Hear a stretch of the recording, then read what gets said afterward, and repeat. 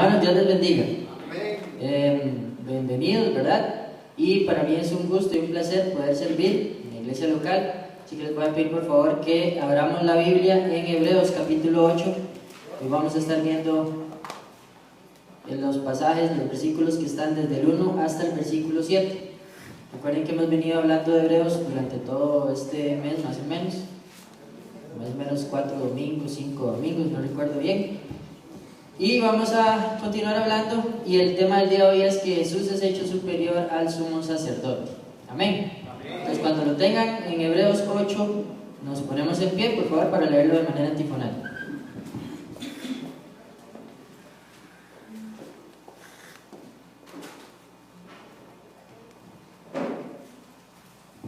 Comienzo yo. Dice así Hebreos 8, versículo 1. Ahora bien, el punto principal de lo que venimos diciendo es que tenemos tal sumo sacerdote, el cual se sentó a la diestra del trono de la majestad de los cielos.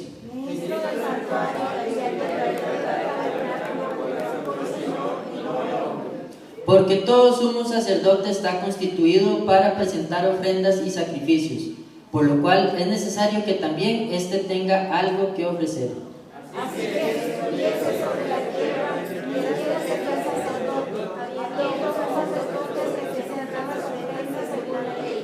los cuales sirven a lo que es figura y sombra de las cosas celestiales, como se le advirtió a Moisés cuando iba a erigir el tabernáculo, diciéndole: mira, haz todas las cosas conforme al modelo que se te ha mostrado en el monte. Pero ahora tanto misterio y leyes, cuando es mediador de un nuevo pacto establecido sobre mejores promesas. Porque si aquel primero hubiera sido sin defecto, ciertamente no se hubiera procurado lugar para el segundo. Vamos a orar. Padre Santo, te queremos agradecer este hermoso día, Señor. Oramos y pedimos la intervención de tu Espíritu, Señor, en cada uno de nuestros corazones para poder entender, Señor, y que tú me utilices para poder enseñar lo que necesitamos que aprendamos en este día a tu pueblo. En Cristo Jesús, amén. Entonces podemos tomar asiento, hermanos. Entonces recuerden que ya hemos venido hablando bastante del libro de Hebreos, y esta introducción la tomé de la prédica que me tocó dar hace unos días, ¿verdad? Entonces básicamente vamos a pasarlo rápidamente. Recuerden que habíamos quedado que el autor de Hebreos es un autor desconocido, pero hemos dado la autoría a Pablo. Incluso al final hace una analogía donde obviamente le estamos atribuyendo esta lectura, o sea, todo este libro al libro de Pablo. También recuerden que evidentemente fue escrito a los hebreos de esa época, y fue unos años antes de que se destruyera el templo por Tito Vespasiano, en el año más o menos 70 después de Cristo. Y recuerden que habíamos hablado también que habían comunidades cerca del Mar Muerto, que es de donde estamos conversando, que habían producido a Jesucristo a nivel de un ángel, ¿verdad? Entonces, lamentablemente, ya decían que Jesucristo no era el Salvador, sino que era un ángel, e incluso se había introducido el culto a los ángeles. Ya eso lo habíamos hablado con anterioridad. Entonces ellos tenían dentro del templo los famosos ángeles, cosa que hasta ahora, hasta la actualidad se mantiene. Hay culto a los ángeles, al ángel San Rafael. Bueno, no nos vayamos muy largo. Aquí en la provincia, en el distrito de San Rafael de Uramono, el patrono es el famoso San Rafael Arcángel. Entonces vean que los ángeles desde la antigüedad han sido monumentos o bien formas de culto para las personas. Y por último, habíamos dicho que durante todo el libro de Hebreos se deja muy clara la superioridad de Cristo sobre cosas que para los judíos eran sumamente importantes. Y el día de hoy vamos a hablar en específico de el sumo sacerdote, ¿verdad? ¿Quién es el sumo sacerdote? Pásame ahí las figuras, por favor. Muy bien, el sumo sacerdote, cuando yo vengo y empiezo a leer, dice así: ahora bien, el punto principal de lo que venimos diciendo es que tenemos tal sumo sacerdote, ¿verdad? Entonces ahí nos vienen diciendo, ¿qué venimos diciendo? ¿Qué es lo que venía diciendo el texto anteriormente? El texto anteriormente venía hablando un poquito que el sacerdocio de Jesucristo viene directamente de Melquisedec, ¿verdad? Y eso se habló, voy a hacer 8 o 15, no recuerdo, es que en eso sí me falla mucho. Entonces vamos a revisar un momentico el sacerdocio de Jesucristo, y vean qué bonito que todos los versículos están en hebreos. Entonces vean que la primera característica del sacerdocio de Jesucristo es que es humano y divino, o sea, Dios 100% humano, Dios 100% Dios. Alguien que por favor me busque Hebreos 2:17 rápidamente. Cuando lo tiene se pone en pie y lo lee para todos para poder ir avanzando. Por lo cual debía ser en todo semejante a sus hermanos, para venir a ser misericordioso y fiel sumo sacerdote en lo Ok, entonces vean que nuestro sumo sacerdote, él no desconoce las cosas que nosotros sentimos, que tenemos, ¿verdad? Todas esas tristezas, alegrías, tentaciones, todo eso lo pasó Jesucristo. Ese es nuestro sumo sacerdote. Es 100% humano, 100% Dios. También es un sacerdote que es compasivo. Alguien que busque, por favor, Hebreos 4:15, rápidamente. Nos pasamos la página. Que no tenemos un sumo sacerdote que no pueda compadecerse de nuestras debilidades, pues él fue tentado en todo igual que nosotros, pero sin pecado. Muy bien, entonces vean nuevamente, 100% humano, 100% Dios, pero se compadece de lo que padecemos nosotros como seres humanos. Y ese sacerdocio está directamente establecido por Dios Padre, Hebreos 5:5, alguien que lo tenga, por favor. Amén. Así tampoco Cristo se glorificó a sí mismo, haciéndose sumo sacerdote, sino el que le dijo, tú eres mi hijo, yo te he engendrado hoy. Muy bien, entonces ahí clarito, ¿verdad? Que ese sacerdocio se lo dio Dios Padre. Aparte de eso, nuestro sacerdote es un sacerdote eterno, amén. Amén. Hebreos 6:20, por favor.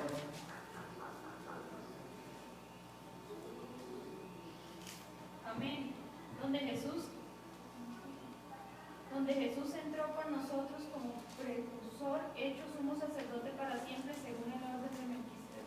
Okay. Es un sacerdote eterno, sin pecado, y después lo buscamos para continuar. Sin pecado está en Hebreos 7:26 para los que quieren apuntar. Y es un sacerdocio que es exaltado, que es a donde estamos llegando en Hebreos 8:1. Vean que entonces lo que veníamos diciendo es que es sumo sacerdote, Jesucristo, pero hecho del linaje de Melquisedec. Recuerden que los sumos sacerdotes de la tierra son todos de la tribu de Leví, y ahorita vamos a hablar un poquito de eso.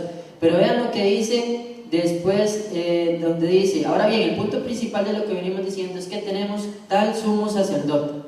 ¿De quién está hablando? De Jesucristo. Pero vean después de esto, el cual, y por favor los que tengan Pilot, márquenlo, porque con solo esto y yo, ¿y qué más quieren que hable, verdad? En la prédica, sí está súper claro. Se sentó a la diestra del trono de la majestad en los cielos.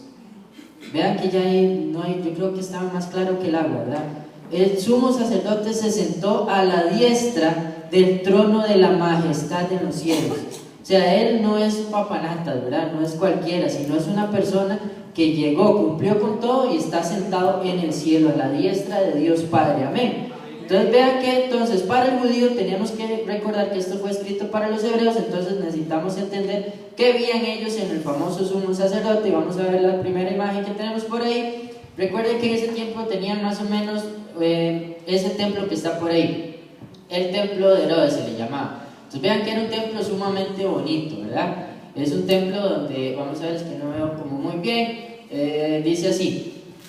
Bueno, había cámaras de aceite, cámara de los nazarenos, cámara de leña, cámara de los leprosos, el patio de los gentiles. Recuerden que los gentiles no podían estar dentro del templo, sino que ellos estaban afuera, solo los judíos entraban. Digamos, el gentil era tomado como indigno para estar ahí.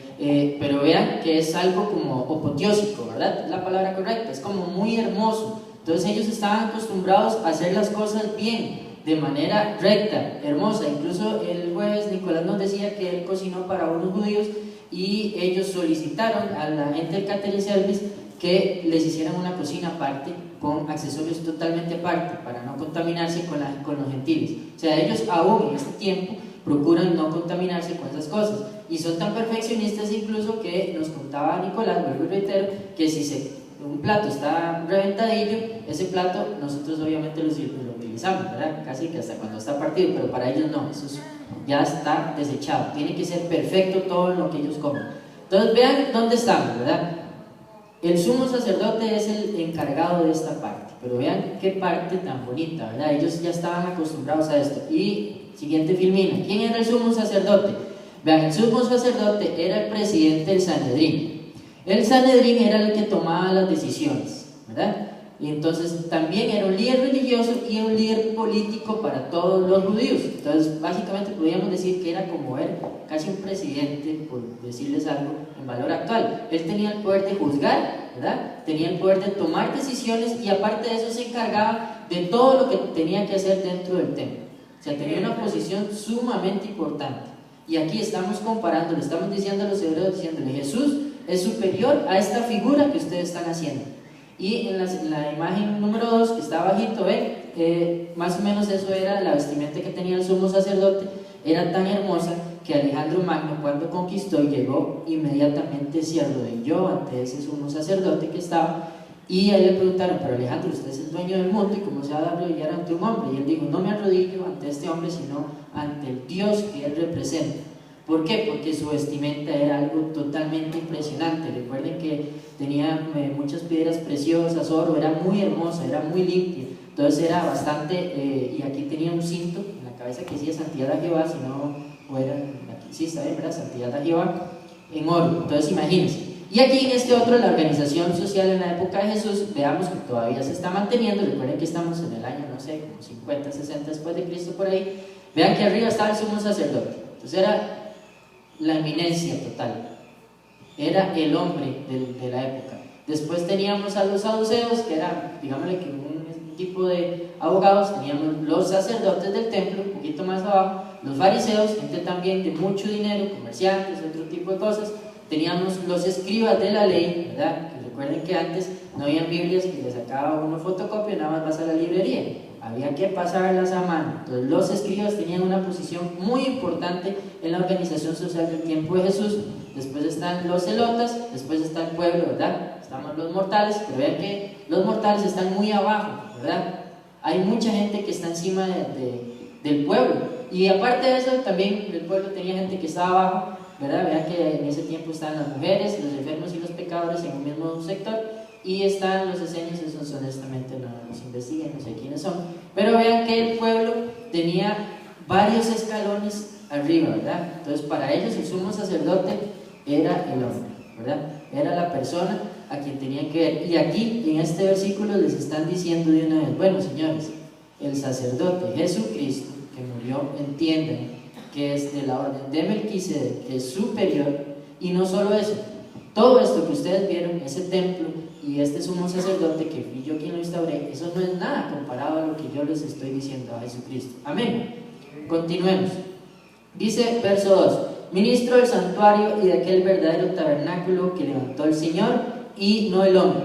Entonces nuevamente, ahí al pueblo se le está diciendo: entiendan, muchachos, el sumo sacerdote es importante, pero yo fui quien lo establecí, estoy por encima de esa orden jerárquica. Entonces ellos tenían que entender que ya esa pirámide, ¿verdad?, ya Dios la eliminó y ahora solo está de arriba. Ya no interesaba ese orden jerárquico que estaba por ahí. Amén. Dice versículo número 3: porque todo sumo sacerdote está constituido para presentar ofrendas y sacrificios, por lo cual es necesario que también éste tenga algo que ofrecer, ¿verdad? Entonces recuerden que el sumo sacerdote estaba puesto en la tierra para ofrecer los sacrificios de las personas. Él era el encargado de que todo el pueblo llevaba los sacrificios por el pecado, y él era el que los ofrecía. Pero recuerden que todos esos sacrificios, vean la palabra ahí, eran temporales, ¿verdad? Eran finitos, o sea, se acababan, eran externos, eran legales. Pero entiendan que nuestro sumo sacerdote, que es Jesucristo, hizo un sacrificio y una vez y para siempre. Amén. Qué reposo, ¿no? Una vez y para siempre. Ya no tenemos que estar yendo a hacer los sacrificios, ¿verdad? No con esto estoy diciendo que hay que desacreditar los judíos practicantes. ¿Por qué? Porque recuerden que en el milenio, ¿verdad?, cuando se pase al milenio, la religión del milenio, por decirlo así, va a ser el judaísmo, y todavía se van a practicar sacrificios. Entonces es muy importante los rituales de sacrificio, pero nosotros los gentiles, recuerden, hemos sido eximidos de eso. ¿Y por qué? Por la gracia de Jesucristo, porque ya se hizo el sacrificio una vez y para siempre. Entonces nuestro sumo sacerdote de la orden de Melquisedec hizo el sacrificio una vez. En cambio, estos sumos sacerdotes muy bonitos tenían poder de decisión, tenían poder, tenían sabiduría también, porque tenían que tomar muchas decisiones, pero sus sacrificios tenían tiempo límite, ¿verdad? Como cuando uno, sí, pasó. Pienso yo que sería importante que por Messi aclares que Jesucristo, cuando derramó su sacrificio, o sea, su propio cuerpo, la sangre de él no fue recogida por los levitas para ser ofrecida en el templo de la tierra, sino que esa sangre, digamos, tuvo que ofrecerla el verdadero sumo sacerdote en el verdadero templo. Bien, sí, lo que nos está hablando el pastor es que recuerden que ellos todos más bien fueron los que mataron a Jesucristo, ¿verdad? Recuerden que el sumo sacerdote fue el que decidió crucifíquenlo. Entonces nadie recolectó esa sangre que era la que necesitábamos para limpiar, sino que Jesucristo mismo asciende a los cielos, ¿verdad? Recuerden que Él baja al infierno, ¿verdad? Asciende al cielo al tercer día, resucita y se presenta ante el Padre, ¿verdad? Con su sangre para presentar el sacrificio vivo que es su propio cuerpo, su propia sangre. Entonces se presentó ese sacrificio y no hay necesidad de más sacrificios. ¿Sí? Es que es el sacrificio, ¿me entienden? Es como suficiente. ¿Para qué? Para limpiarnos absolutamente a todos, ¿verdad? Y Dios perdona absolutamente todos los pecados, ¿verdad? Todos. No es que dejó por afuera mentir y hacer tal cosa, no, es todo. Él perdona todo, ¿verdad? Es su sangre limpia y purifica absolutamente todo. Y no solo lo hace una vez, sino que es constante, ¿verdad? Entonces nosotros ya no tenemos necesidad. Vean qué libertad nos ha dado Jesucristo en este tiempo, de que nosotros somos salvos simplemente por creer en Él. No necesitamos nada más. Eso es una bendición, creo que de la más grande que tenemos, ¿verdad? Entonces recuerden que ese sacrificio, ¿verdad? El sacrificio que hacían los sumos sacerdotes de la época nunca funcionó como lo hizo la cruz de Jesucristo. Amén. Muy bien, vamos al verso número 4, dice así: así que, si estuviese sobre la tierra, ni siquiera sería sacerdote, habiendo aún sacerdotes que presentan las ofrendas según la ley. ¿De quién está hablando ahí? Nuevamente de Jesucristo. Entonces nos podríamos preguntar, ¿pero por qué si Jesucristo es superior, por qué no sería el sumo sacerdote? Bueno, tres cosas. Número 1, es superior, ya lo dijimos, es de la orden de Melquisedec y ya vimos cuáles son sus características, ¿verdad?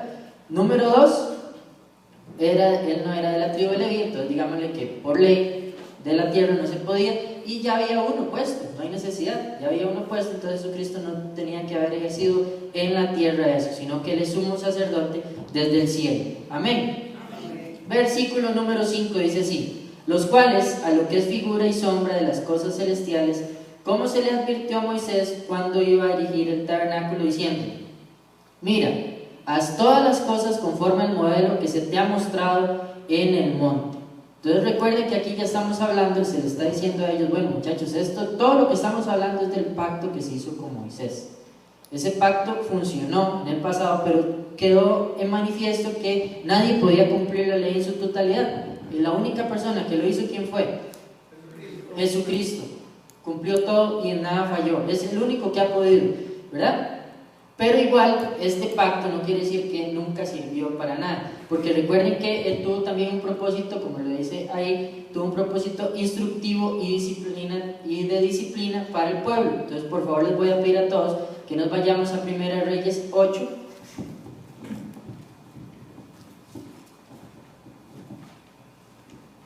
Primera de Reyes 8, versículo 46.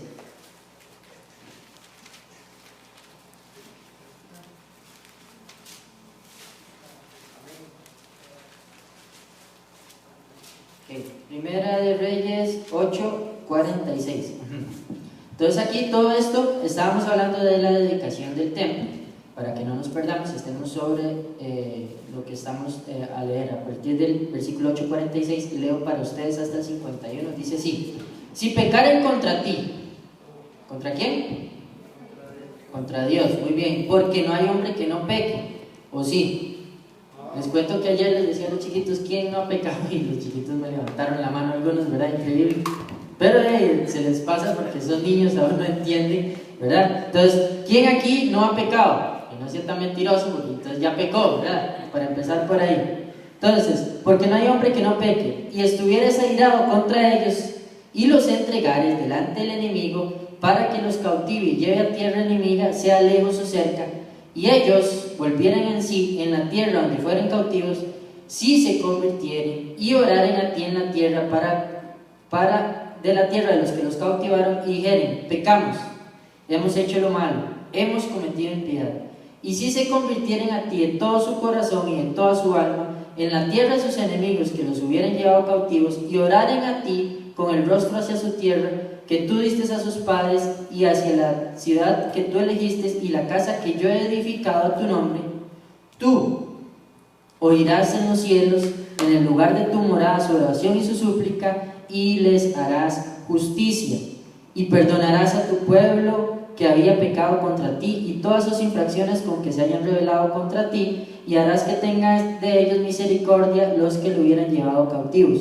5.1. Porque ellos son tu pueblo y tu heredad, el cual tú sacaste de Egipto de en medio del horno de hierro. Entonces vean que ahí el propósito de este pacto siempre fue disciplinario e instructivo, o sea, darles instrucciones. Pero ¿qué pasa? Que el pueblo es cíclico, ¿verdad?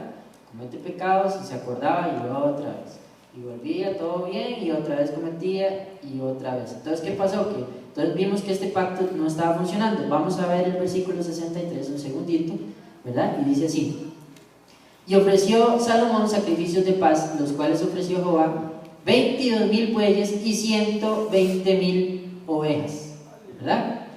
22.000 bueyes y 120.000 ovejas. ¿Ustedes han visto 120.000 ovejas juntas? Yo no, he visto tal vez 20 exageradamente.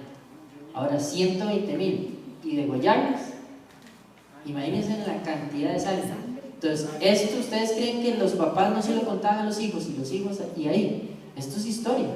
O sea, el judío, la sangre era algo que ellos ya sabían que era purificadora, que era limpiadora. Pero la sangre de Jesucristo nos limpió una vez y para siempre. ¿Entienden? Eso es lo que ellos tenían que entender. El sumo sacerdote estaba en esa fiesta, ¿verdad? Todos los años. Bien, y otra vez, y otra vez, y otra vez, y sigue degollando y degollando. Jesucristo lo hizo una vez y ya, suficiente, muchachos. Ese templo, ese sumo sacerdote fue muy bonito, pero entienden, yo soy superior a eso, lo que yo hice. Amén. Nos devolvemos nuevamente, por favor, a Hebreos, ¿verdad? Y leo para ustedes el versículo 6. Dice así, pero sí. Tal vez también sería importante que les aclare que el sacrificio que hacía el sumo sacerdote valía por un año. Ya vamos a hablar de eso. Sí, vamos al verso 6. Dice: pero ahora, tanto mejor ministerio es el suyo, cuanto es mediador de un mejor pacto. Ay, qué alivio, ¿eh?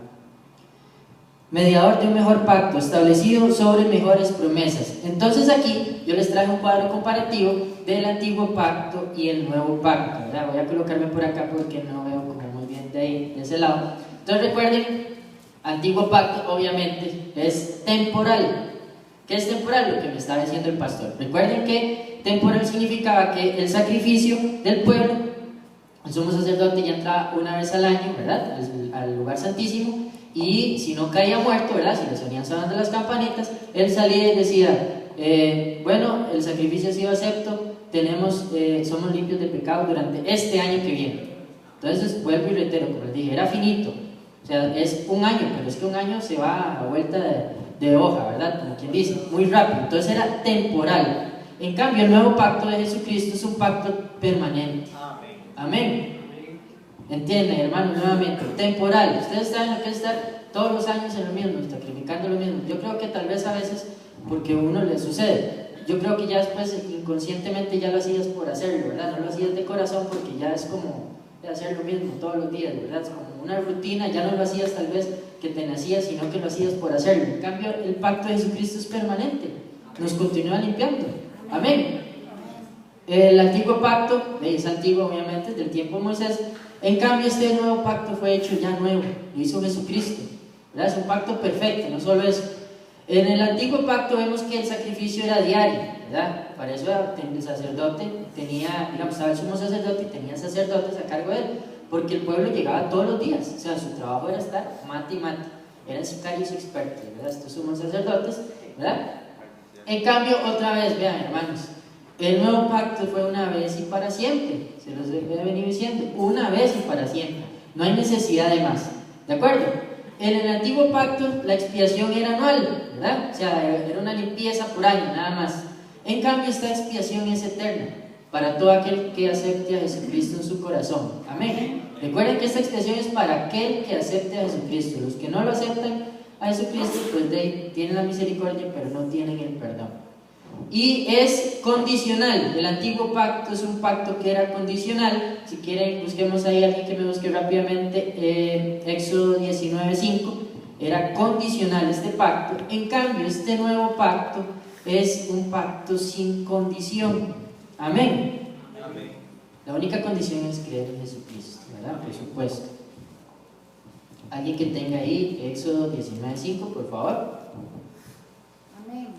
Ahora pues, si diereis oído a mi voz y guardareis mi pacto, vosotros seréis mi especial tesoro sobre todos los pueblos, porque mía es toda la tierra. Muy bien, entonces vean que ahí tenía ciertas condiciones. El antiguo pacto de Moisés tenía ciertas condiciones que seguir. En cambio, este pacto nuevo es sin condición. Leo para ustedes Hebreos 8:10, ahí dice: por lo cual, este es el pacto que haré con la casa de Israel después de aquellos días, dice el Señor. Pondré mis leyes en la mente de ellos y sobre su corazón las escribiré, y seré ellos por Dios, y ellos me serán a mí por pueblo. Entonces, sin condición, incondicional. Amén. Ok, el antiguo pacto tenía un detalle, que la obediencia nacía del temor. O sea, ¿por qué el temor? Pues recuerden que si ellos eran desobedientes les iba a ir mal. Entonces en algún momento ya ellos iban a sentir temor. ¿Por qué? Porque eran trasladados a otro pueblo, los conquistaba, les iba muy mal, o las cosechas no lo hacían, entonces era en base a miedo. En cambio, este nuevo pacto, vean qué pasa. La obediencia de nosotros tiene que provenir de un corazón y una mente dispuesta. Amén. Sí, amén. Ven, no tenemos necesidad. O sea, la obediencia de nosotros tiene que surgir. ¿Por qué? Porque Cristo nos dio libertad. Nos dice: ustedes son libres, hagan lo que quieran. Que quieren irse al pecado, váyanse al pecado, pero obviamente hay consecuencias. En cambio aquí entonces Él nos dice: nuestra obediencia va a nacer de nuestro corazón y nuestra mente. Amén. Y por último, ¿verdad? Recuerden que en el antiguo pacto la revelación era solo para el sumo sacerdote. El sumo sacerdote era el que llegaba y entregaba la información, o bien los profetas en su momento. En cambio el nuevo pacto, la revelación está para todos. ¿Cuántas Biblias tienen ustedes en su casa? Mínimo una, y todas las casas lo tienen. Me llamó la atención un día, esta es una casa que fui y tenían la Biblia en algo lindísimo, ¿verdad? Se veía muy bonito, una cajita de vidrio, ¿verdad? Pero claro, ¿verdad? Todo empolvado, supongo que nunca la leen, pero muy bonita, ¿verdad? Pero obviamente todos tenemos la Biblia ahora en nuestras casas, entonces la revelación está ahí, está para todos, está abierta la revelación. Cambio antes, imagínense, las personas tenían que ir al templo, todo bonito, y esperar que la revelación fuera al sumo sacerdote. Ahora no, nosotros le pedimos al Espíritu Santo que nos revele y Él nos puede hablar a través de su palabra. Amén. Muy bien. Y vamos, para ir concluyendo, nos vamos a ir al versículo número 7, que dice así: porque si aquel primero hubiera sido sin defecto, ciertamente no se hubiera procurado lugar para el segundo. O sea, si el primer pacto hubiera funcionado, no habría paso para el segundo. Y esto no es tema de hoy, por ahí se los puse por aquello. Esos son los pactos que han habido en la Biblia, ¿verdad? Eso en algún momento se estudiará en la iglesia y lo veremos. Tenemos el pacto Edén, Adán, Noé, Abraham, el mosaico, el davídico y el nuevo pacto de Jesucristo. Continuamos, por favor. Eso lo veremos después.